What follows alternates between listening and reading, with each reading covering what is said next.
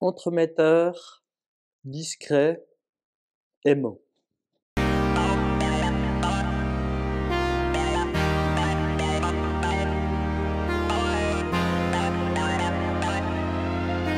C'est l'heure de la Goutte Podcast. Bonjour à tous et bienvenue dans ce nouveau numéro de La Goutte Podcast. Vous le savez, c'est le podcast qui, comme le vin, se partage. Et on continue de découvrir des métiers passionnants dans cet univers du vin. Aujourd'hui, on va découvrir le métier de courtier en vin avec Jean-Luc Kirstner. Bonjour Jean-Luc. Voilà, salut Vanny. Tu es donc courtier en vin. Oui. Tu as une histoire avec le vin qui est un peu plus complexe, on va en parler dans quelques minutes. Mais d'abord, si tu le veux bien, j'aimerais que tu nous donnes la vraie définition du métier de courtier en vin. Alors, le courtier en vin, c'est l'entremetteur qui essaye ou qui va mettre d'accord les gens, les producteurs, tous les acteurs du vin, ce soit les négociants, les producteurs, la grande distribution, pour trouver les volumes, les prix et les qualités que chacun Et recherche. c'est un métier de médiateur? Oui, c'est médiateur, quelquefois ça ressemble un petit peu à de la bourse parce qu'il faut connaître chaque prix, chaque cépage, ça dépend des régions. Ça peut être un œil de perdrix de Neuchâtel, un œil de perdrix du Valais, c'est un chasselas de Saint-Saphorin, un chasselas de Genève. Et puis il faut connaître les prix, connaître un peu les volumes qui existent sur le marché. Donc voilà. Ouais, faut être connaisseur, on peut pas se lancer comme ça, faut déjà connaître le vin avant de... Oui, alors connaître le vin, faut connaître les vignerons et le marché du vin. Oui. Connaître le vin, ça aide, bien évidemment, mais je pense qu'il faut plus connaître les acteurs et puis tous ces chiffres qui tournent autour du vin. Les stocks, la production, où est-ce qu'il y a eu une grêle, enfin, tout ce genre d'infos qui vont nous changer les volumes à disposition et puis qu'est-ce qu'on peut attendre comme prix pour un vendeur et un acheteur. Personne ne connaît les prix en vérité. Ni le vendeur, ni l'acheteur, ni même le courtier. Et C'est comment ça se passe uniquement alors? en discutant, en écoutant ce qui se passe, en Valais, à Genève, dans le canton de Vaud, à Neuchâtel, que ça soit sur un pinot noir, sur les chasselas et l'état des stocks qu'on voit, qu'on analyse, qu'on va crier un prix Et pour alors, qu'on se mette d'accord. avec qui tu échanges en priorité? C'est d'abord le vigneron ou... Alors, la plus grande partie de mes ordres viennent d'abord des producteurs, oui, qui viennent, de toute la Suisse, un petit peu moins de la partie suisse allemande quand même. Et puis, les ordres d'achat viennent de grands acteurs et puis de ces grands acteurs, il faut que je leur réunisse plusieurs volumes pour, atteindre, leurs objectifs. Et c'est là-dessus qu'on doit se mettre d'accord sur les prix et puis d'essayer d'avoir le meilleur prix possible à la production, mais aussi le meilleur prix d'achat possible. Donc moi, je fixe pas les prix, je mets d'accord les gens sur un prix. Et alors, Voilà. comment il se porte le marché du vin suisse en ce moment? Alors on a connu, 2 très belles années avec le millésime 2022-2023 et puis là, aujourd'hui, avec la consommation, l'état des stocks, on est dans une période, nettement plus tendue aujourd'hui pour se mettre d'accord sur les prix et les volumes. On parle aussi d'un changement de consommation, tu le ressens ou pas, que l'alcool, le vin notamment? Alors ouais, c'est statistique. Mmh. Heu, Moi, je suis dans le vin depuis une trentaine d'années. J'ai commencé en 1993. Il se consommait, 100 millions de litres de vin suisse environ. 10 ans avant, il s'en consommait 130 millions. Et puis en 2023, j'ai pas encore les chiffres 2024, ils sont pas sortis et la consommation, elle était de 84 millions de litres, donc Ah ouais, ça baisse. avec les mêmes hectares. Ouais. Donc là, il y a une très forte pression sur la production. Et tu l'expliques comment toi? C'est quoi le changement de mentalité de... Changement de mentalité, nos enfants boivent moins. Peut-être, comme papa, je suis content, de dormir un petit peu mieux Mmh. que mes parents eux-mêmes quand on sortait. Il y a plus de salles de sport qui se sont construites que de nouvelles caves. Enfin voilà, l'air du temps change, les gens boivent un peu moins d'alcool en général et puis, on doit s'adapter. Et pour ceux qui, continuent de boire, justement, quels sont Mmh. les cépages qui ont la cote, en Suisse? Bon, forcément le chasselas, Ouais. c'est Là, on est au bon endroit en même voilà, temps, voilà, voilà, voilà, ici dans cette région-là, mais dans toute la Suisse en général. Le chasselas a toujours sa place dans le marché. C'est d'ailleurs les plus gros volumes du courtier. Les pinots noirs également, avec la déclinaison en rosé pinot noir, œil de perdrix. Ça reste les cépages principaux. Après, il y a 1 million j'exagère un petit peu, de cépages différents où suivant les années, il y a un peu plus de recherche, un peu ou un peu moins. Les prix peuvent vite changer de 30 à 40 d'une année à l'autre. Mmh. Mais le gros du business, ça reste nos cépages traditionnels, Les classiques, qu'on les connaît tous. classiques chasselas, pinot noir, gamay. Mm. Et alors, pour le vin en Suisse, on connaît, c'est, voilà, la quasi-totalité du vin, en fait, il est suisse, il est consommé en Suisse. Mm. Et est-ce qu'à l'étranger, il y a une petite marge de progression? Comment ça se passe pour le vin? Ça serait mon rêve. Ça serait mon rêve. Les vins suisses, il y a moins d'1 % des volumes de vins suisses qui sont exportés. C'est peu. Un peu par notre faute, oui, par la faute de la profession, parce qu'on dit toujours qu'on n'en fait pas beaucoup. Mmh. Et puis c'est faux. En vérité, on aurait bien des volumes pour attaquer les marchés étrangers. Après, il y a des niveaux de prix quand même qui sont largement différents, des niveaux de salaire, du personnel. Donc, aller se battre sur les marchés étrangers, c'est extrêmement compliqué. Un vin d'Espagne aujourd'hui, un vin blanc d'Espagne, c'est 52 centimes le litre d'euros. Mmh. Un vin suisse, si on aimerait que le vigneron gagne un peu sa vie, il faudrait au moins qu'il ait 3 francs du litre. Dans d'autres régions, il faudrait au moins qu'il ait 6 francs 50. Donc c'est compliqué l'export. D'après tout ce que j'entends depuis, le début de mes entretiens justement, oui, le vin suisse sur l'entrée de gamme, bon, il peut pas trop rivaliser avec ses Non. voisins. Mais par contre sur le vin haut de gamme, il est pas forcément plus cher, au contraire que, Non. les vins de ce des mois. Qualitativement, je pense que les vignerons suisses, ils ont de quoi d'être super fiers. Mmh. Ils font des vins, de haute qualité, qui ont un standard élevé et puis finalement avec, des prix de vente qui sont pas très chers, quoique, peut-être 20 des gens vont trouver que c'est beaucoup trop cher pour ce que c'est le vin suisse. Non, c'est totalement faux. C'est hyper complexe, de la production suisse. Les coûts de production sont énormes. Mmh.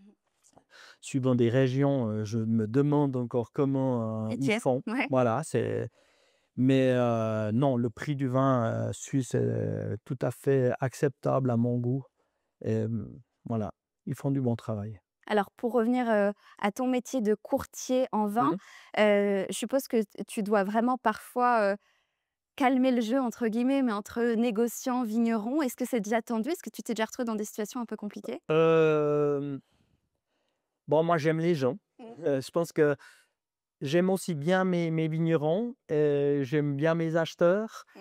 et puis, c'est peut-être pas réciproque, mais je les aime quand même bien et puis mon objectif, c'est que les affaires se fassent et puis que les gens se mettent d'accord. Mmh. Donc non, c'est pas forcément tendu. Il y a forcément, quelquefois des déceptions, pour le vendeur ou pour l'acheteur, mais pour moi, une affaire, elle est réussie quand j'ai 2, un acheteur, un vendeur heureux Mmh. ou un acheteur, un vendeur malheureux. C'est-à-dire si les 2 sont pas contents, l'affaire, elle est réussie. Un, il aura toujours le sentiment d'avoir payé trop cher, Bien l'autre sûr. toujours le sentiment d'avoir vendu trop bon marché. Mais si les 2 ont le sentiment en même temps, c'est bon, j'ai réussi mon job. S'il y en a un qui est frustré, qui est pas content, ça va pas. Ouais. Donc l'essentiel, c'est de bien d'expliquer les choses, de parler. Je regarde déjà un petit peu les stocks, j'identifie un petit peu les attentes, des acheteurs, des vendeurs. Donc au moment où on doit commencer à poser des prix sur le marché, le travail, il est fait et c'est sauf s'il y a une grêle de dernière minute ou Ouais, pas de bol de dernier moment. voilà, mais Le le reste, non, on arrive à les mettre d'accord, sans trop de bagarre. Et Ouais. par rapport au prix du vin suisse, est-ce qu'avec, toutes tes années de carrière, tu ressens vraiment une différence? C'est-à-dire qu'avant ça posait pas de problème le prix et maintenant c'est un problème ou ça a toujours été un problème le prix du vin suisse? Non, les prix, c'est toujours un problème. Mmh. Même Tu moi, c'est quand quelque j'achète chose. bah oui, même moi, quand j'achète quelque chose, c'est toujours trop cher, Bien sûr. puis quand on le vend, c'est jamais assez cher. Mais non, il y a, Il y a par contre, c'est pas dans le prix qu'il y a le problème parce que les prix sont pas tellement montés, depuis toutes ces années. C'est vraiment, un problème d'offre et de demande aujourd'hui, où on est vite en surproduction et avec un aléa climatique, on est vite en sous-production. OK. Alors, quelquefois là, j'étais dans la recherche de chasse là du Vui qui a eu une très, très mauvaise récolte sur le millésime 2024. Ma plus grande inquiétude, c'est pour l'acheteur. Dans un premier temps, c'est de lui trouver ce volume-là et puis pour les vendeurs, de leur dire: «Mais vendez-le moi quand même, même si vous n'êtes pas d'accord avec le prix, parce qu'il faut garder nos marchés». Voilà. Gardons nos marchés, même quand il y en a pas, faites un peu moins de bouteilles, laissez-en pour vos les autres marchands, Ouais. parce qu'il faut vraiment qu'on se répartisse le marché. Parce que le jour, où on ne peut pas fournir une année, 2 années, On perd. on perd le marché. Et puis à l'inverse, on aimerait bien que nos acheteurs, soient un petit peu plus généreux, quand on en a trop et puis qu'ils jouent le jeu, peut-être des actions, des mises en avant de nos produits, mais c'est difficile à faire entendre. C'est vraiment un métier de stress quand même, de gestion du stress, Non, j'ai non? pas de stress. Non? Non, non, non, non, j'ai pas de production, j'ai pas de stock. Ouais, c'est pas J'ai toi qui là produis directement non, le non, non, non, je suis un médecin qui quand il rentre à la maison, j'ai pas de problème. Donc mmh mais par contre, c'est plus un stress de faire juste. Alors ça, c'est sûr et pour les uns et pour les autres. C'est vraiment d'être au plus juste, que quand on donne un prix du jour, qu'on ait fait le prix juste Ouais. pour les uns et pour les autres, une fois de plus. Mais puis peut-être demain, c'est différent, mais quand on donne un prix, quand on signe un accord, j'ai la responsabilité de que ça Bien sûr. soit, juste pour les 2. Et puis si ça va pas, ben, j'aurai plus de producteurs qui m'appelleraient pour le vendre et si je le vends trop cher, j'aurai plus d'acheteurs qui m'appellent. Donc je suis obligé d'être dans le marché. Bien sûr. Ouais. Et comment on fait? On te contacte, en fait, c'est les vignerons, les Ouais. Alors pour, débuter, j'ai repris un petit dossier d'un courtier qui arrivait à la retraite. J'avais une entreprise, j'arrivais, en fin d'accompagnement après avoir vendu mon entreprise et puis j'ai repris un dossier, puis qui s'est très, très vite développé et voilà, donc j'ai écrit aux producteurs, aux acheteurs et puis, j'ai eu très vite du répondant. et donc maintenant tu as ton portefeuille, client, Oui, en fait, ouais, avec qui tu continues de travailler. voilà, alors, je traite, environ 4 millions de litres, uniquement pour le vin suisse. D'accord. Ouais et puis après il y a quelques affaires, de vin étranger. Alors, pour, un jeune qui nous regarde, qui, pourrait envisager de faire ton métier un jour, c'est quoi l'atout principal pour, devenir un bon courtier en vin? C'est une question super difficile. Ouais. Hem, je pense que dans toutes nos affaires, je pense qu'il faut aimer les gens, je l'ai dit tout à l'heure. Ouais. J'aime aussi bien tous ces gens compliqués, les situations compliquées que les acheteurs, les vendeurs. Je pense que j'aime ces situations où on doit se mettre d'accord. D'accord. Coûte que coûte, faut qu'on se mette d'accord, que tout le monde soit content. Puis après, il y a quand même les connaissances, la chance de vieillir. L'expérience? Voilà, ouais, ouais, la C'est vrai. chance de vieillir, ça fait quand même une trentaine d'années que je suis dans le vin et puis au final, je me suis rendu compte que c'était fait pour moi parce que je travaillais à l'époque, j'ai fait un apprentissage dans les banques. Mmh. Je connaissais un peu le commerce, je sais ce que c'est les papiers. Mmh. Hem, après le vin, j'ai eu un domaine avec mon frère pendant, un tout petit peu moins de 30 ans. Donc Donc tu as eu on cette casquette de vigneron? voilà, ouais, ouais, alors, c'est pas moi qui allais forcément à la vigne, mais, on avait le personnel, on avait nos vignes, on faisait les vinifications, nos clients, nos acheteurs, les négociants. C'est quand même une Et très belle école pour bien comprendre ce ouais, métier par la alors suite. ouais, c'est bien, puis c'est aussi super bien pour le carnet d'adresse aujourd'hui. Bien sûr. Je pensais pas que, sans fausse modestie, que quand je suis arrivé comme courtier, qu'on était déjà bien connus. Ouais. Ouais et ça m'a même un peu surpris.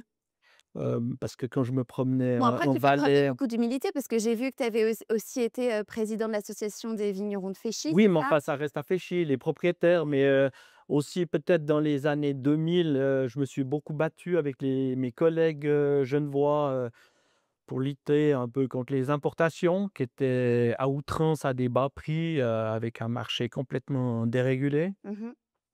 Donc j'étais quand même un combattant pour la viticulture. J'ai même bloqué une salle du Palais fédéral en 2001, donc Ah OK! quand j'étais producteur, Engagé, ouais, engagé c'est jusqu'au beau. bout. Ouais. Et puis, donc oui, alors j'avais la connaissance de mes collègues et puis, ouais, puis après, ben, ouais, faut aimer quand même la négociation Mmh. et je pensais pas que j'aimerais autant que ça ce métier. Franchement, j'ai dit que j'avais trouvé mon métier à 50 ans. Voilà. Ah ouais, à ce Ouais, point-là. ouais, à ce point-là, Une ouais. révélation, Ouais, une révélation, je pense que je suis dans mon monde, alors pour des jeunes, je pense qu'il faut l'expérience, du vin et des marchés. ouais.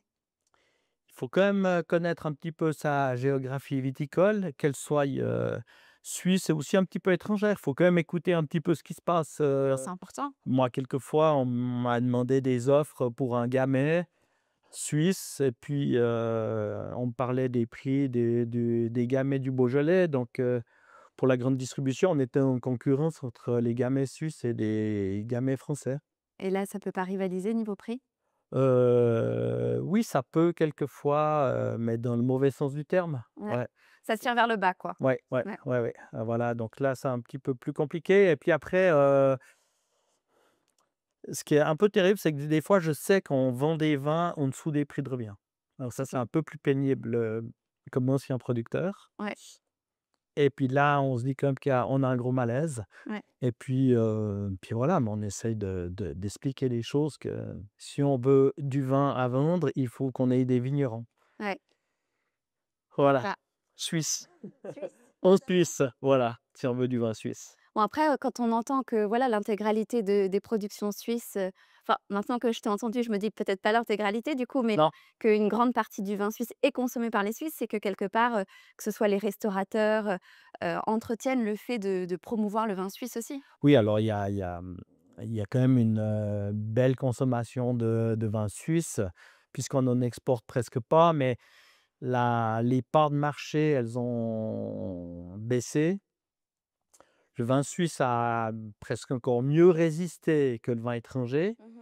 mais même ce qui est terrible pour la production, c'est même si on gagne 2 de part de marché sur la consommation de vin général, mais si on gagne que 2 par rapport à la baisse générale de consommation du vin, on perd des parts de marché. Ouais. Et puis après, ben, on a des vignobles, magnifiques, les gens aiment bien s'y promener. Ouais. Dans le Lavaux, on est classé à l'UNESCO. Sur la côte, il y a des vignobles qui ont été classés à l'époque à l'inventaire national des monuments et des sites. Sur le Valais, il y a des endroits fantastiques où c'est la vigne, qui tient les terres. Donc, il y a du tourisme qui va avec ça.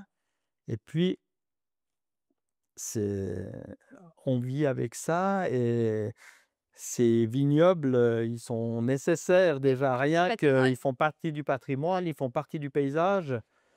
Et si on devait choisir de consommer un vin, italien à la place d'un vin suisse, eh ben, il faudrait pas qu'on se plaigne qu'il y ait une villa en face de chez toi, dans les vignes, quoi. Ouais. Voilà, il y a une C'est vrai. responsabilité commune. Et puis en plus, c'est du très, très bon vin suisse, quoi.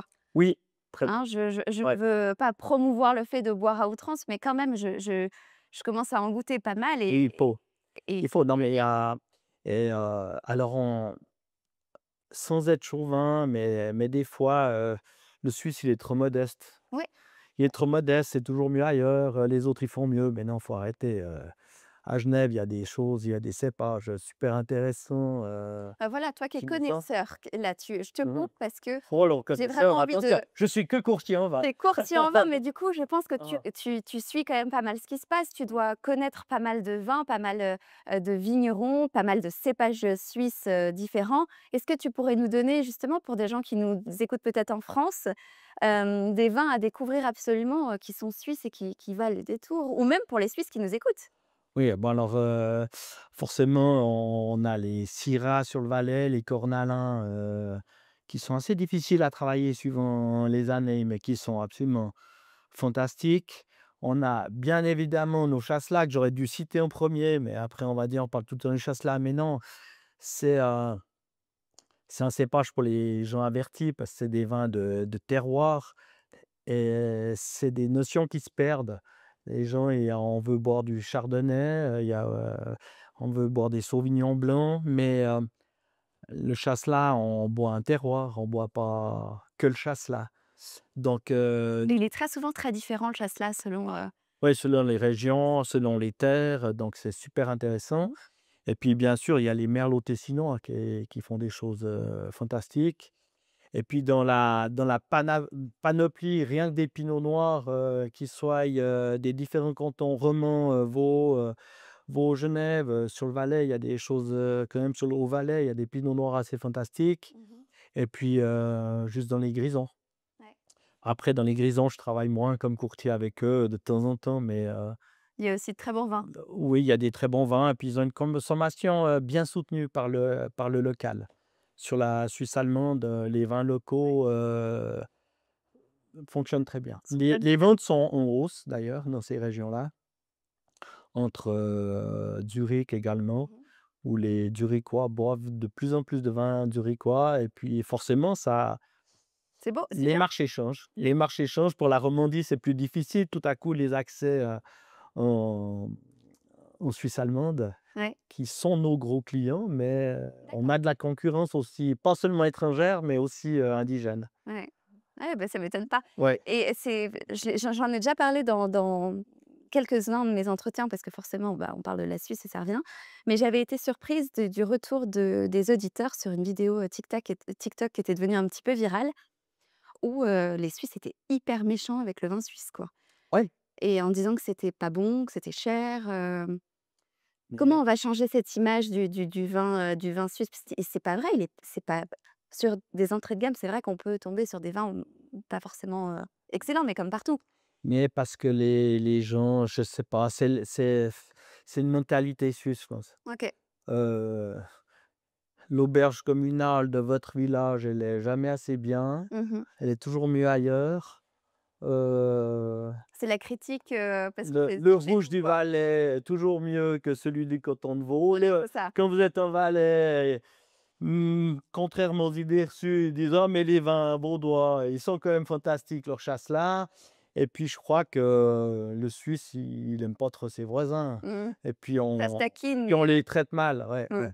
Mais non, il faut être fier de nos produits, il faut être fier de ouais, on est un petit peu méchant avec l'entourage.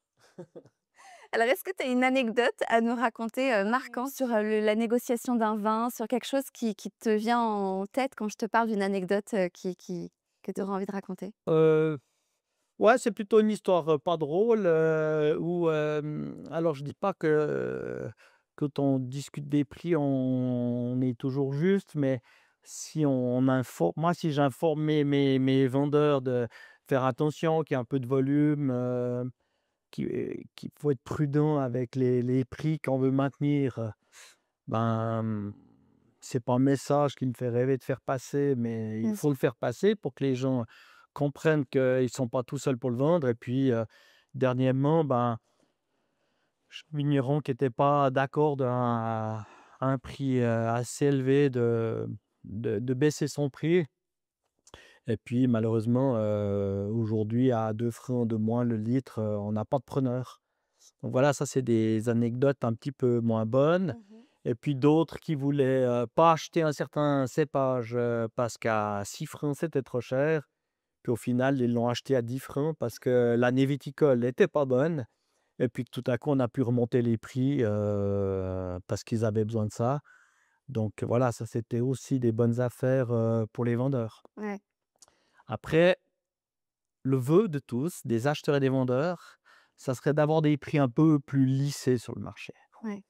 Mais quand, il y a trop de volume, les acheteurs, ont oublié que les vendeurs leur ont toujours fourni et C'est puis vice versa, quand il c'est y un en a peu le chat et la point, souris, les quoi. vignerons, ils gardent au d'abord pour faire leurs bouteilles pour leurs clients privés, que je comprends tout à fait. Mmh.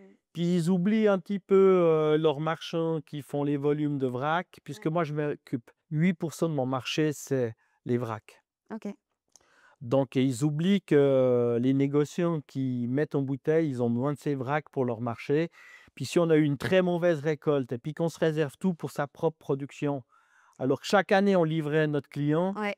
il faut quand même lui mettre une partie, même si ça nous fait mal de le vendre moins cher, Mmh. parce que Permet de tout le monde doit durer le plus longtemps possible. alors juste pour, ceux qui connaissent pas forcément bien ce monde-là, le vrac, est-ce que tu peux expliquer ce que c'est? Alors, bon, on a nos producteurs qui vont vinifier leur mou, dans leur raisin, ils vont presser, ils vont faire les vins. Et puis, la plupart, ils vont garder leur volume de vin pour mettre en bouteille. Puis ils vont me dire, écoute, Jean-Luc, j'ai 5000 litres de pinot noir, j'ai 25 000 litres de chasselas, j'ai 3000 litres de sauvignon blanc à vendre. Donc moi, je les enregistre. Je enregistre tous les ordres de vente, tous ces volumes qu'il y a sur le marché. Et puis après, tout à coup, ben, j'ai les acheteurs que je provoque quelquefois, quand le plus souvent possible même, pour dire, écoute, j'ai du Monsurol, j'ai du Saint-Saphorin à vendre, j'ai de l'Aigle. Est-ce que tu es intéressé? Et puis je réunis ces volumes-là pour leur vendre. Donc moi, j'ai des ordres qui peuvent aller de 50 à 100 000 litres, mais je fais aussi des 500 litres, quoi. Donc je traite aussi tous ces petits volumes qui sont intéressants. Ouais, et tu travailles avec des restaurateurs ou pas vraiment? Non, pas du tout. Pas du tout? Alors, de mon ancienne vie, j'avais tous les clients privés, j'avais de la restauration, des petits grossistes. Et non, maintenant, c'est uniquement des professionnels entre eux, mais vraiment qui font le vin et qui achètent les vins en vrac. D'accord, Voilà, ça, c'est mon main business. ton main business Ouais. qui te plaît tant? Oui, c'est vraiment, c'est super intéressant parce que déjà, on est les affaires sont pas simples, mais on a j'ai plutôt des gens sympas en face de moi. Mmh. Même, dans les situations difficiles, on se comprend. Bien sûr. Hem, Oui, chacun sait se mettre à la place de l'autre aussi quand même. ouais, ouais, exactement. Mmh. Donc ça, c'est super important et non, ouais, c'est assez fantastique. Et alors on entend vraiment beaucoup de choses pessimistes par rapport à la situation du vin actuellement. Ouais. Qu'est-ce que tu vois toi pour la suite? Est-ce que tu arrives à garder de l'optimisme quand même? Alors on est obligé de garder Ouais. l'optimisme, mais c'est vrai que moi, j'aime les chiffres. Mmh. Donc pour moi, c'est statistique. Alors, on a tout d'abord les vignobles, les hectares de vignes en Suisse qui n'ont pas bougé depuis de nombreuses années, dû aussi par le monde politique Mmh. qui veut maintenir ces vignes. Il y a des volontés de garder ces paysages, ce que je comprends tout à fait, ça me va super bien. Donc on a déjà cette première chose. Ensuite, on a les importations. Mmh. On a quand même dans un marché libre qui est pour la Suisse extrêmement ouvert et très concurrentiel, puisque les contingents d'importation en Suisse, c'est 170 millions de litres avec une taxe basse. D'accord. Alors, à l'époque, ça suffisait pas et puis aujourd'hui, les importations, l'année dernière, c'était 133 millions de litres. Donc ça veut dire que en Suisse, on n'est même plus capable de consommer tout ce qu'on pourrait importer à bas tarif. OK. Ça veut dire que pour la production nationale, c'est un challenge de tous les jours, énorme. De tous les jours, c'est un challenge parce que on lutte contre la consommation d'alcool. De nouveau, ça me va très bien. Si mes enfants, ils peuvent éviter de se tuer sur la route, je suis le premier des papas heureux, comme tout le monde. Mais on a passé l'alcool de 0,8 à 0,5 pour 1000 et puis on n'a pas fait attention à tous ces accords. On aurait peut-être dû baisser ces quotas d'importation à ce moment-là ou de les adapter à la population à la consommation parce que On veut maintenir 15 000 hectares de vignes, un chiffre arrondi. On veut que les gens consomment moins de vin, mais on veut toujours être sympa avec nos voisins européens dans nos accords de libre-échange, d'accords internationaux. Je vois depuis l'année dernière, on peut importer 1,5 million de litres de vin du Chili sans taxe, à zéro taxe. Alors OK, peut-être que c'est bien pour notre pharma ou je ne sais pas qui a gagné ça en échange, mais c'est souvent le monde, paysan, vigneron, Ouais. qui pâtit des accords Mmh. parce que forcément dans le ménage de la confédération, on défend un petit peu, ce qui nous rapporte, ce que je peux pas Bien sûr. contester, au détriment de nos paysages. On maintient des hectares de vignes, on garde nos accords de libre-échange et puis tout ça dans un marché où la consommation de vin ou d'alcool en général baisse. Donc les 3 choses me vont bien, mais mises ensemble, on a un très gros problème. Ouais, ça joue pas. Voilà. Non, ça joue pas. Alors, le travail du courtier, par exemple, dans tout ça, sur la récolte 2024, quand, on a vu qu'on s'acheminait vers une très belle récolte, sur le canton de Vaud. Genève a eu beaucoup de problèmes malheureusement de gel, qui est un gros producteur de vin de pays. C'est la deuxième catégorie, mais il y a une très grosse demande là-dessus. Ben, mon job, c'est aussi d'alarmer, de dire: «Attention, il va nous manquer un peu de vin de pays sur Genève». Sur la région vaudoise, on voit il y a une belle récolte qui va sortir. Peut-être j'ai demandé à certains producteurs de nous faire des vins de pays pour, garder on va dire du chiffre d'affaires à l'hectare, de la valeur ajoutée sur leur travail par rapport à peut-être des AOC où la valeur aurait perdu en valeur parce qu'on aurait eu trop et puis ça nous a permis de combler certains marchés où c'était demandé. Donc là aussi, c'est important qu'il y ait un courtier et C'est quand hyper j intéressant de découvrir ouais, un ouais métier comme ça. et quand j'ai débuté, j'ai repris ça parce que j'aimais le commerce et que je vendais mon entreprise. Je voulais travailler à 50. Je me suis dit: «Ah, c'est bon, mais 50 ça marche pas, mais n'importe quel métier, si on veut le faire à 50 ça marche Ça marche pas». pas.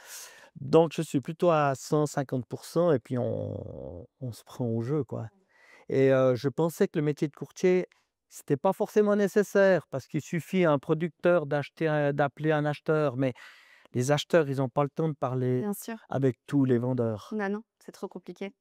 Non, Trop de monde, il y a trop il y de a trop de monde, il y a trop de téléphones et puis, s'ils ont acheté à 5 francs à un, puis à 4,80 à l'autre, il va avoir les conversations de Carnotset et puis, l'acheteur qui était un bon type qui était acheté, il va se faire encore engueuler parce qu'il a pas donné le même prix aux 2. Bien sûr. Donc le courtier, contrairement à ce que je pensais, super nécessaire. Ouais, il est super important. Ouais. Et grâce à toi, on comprend. Je l'ai compris aussi en t'écoutant. Mmh. J'ai mieux compris ton métier, donc merci, c'est le Ouais, but, de ce podcast merci. et ça donne envie de connaître ton métier et pourquoi pas peut-être de créer des vocations, Ouais, chez peut-être, certaines personnes qui peut-être, vont ouais, ouais, t'écouter. c'est super intéressant. Merci 1000 fois en tout cas Merci d'avoir répondu aux beaucoup, ça me fait questions. plaisir.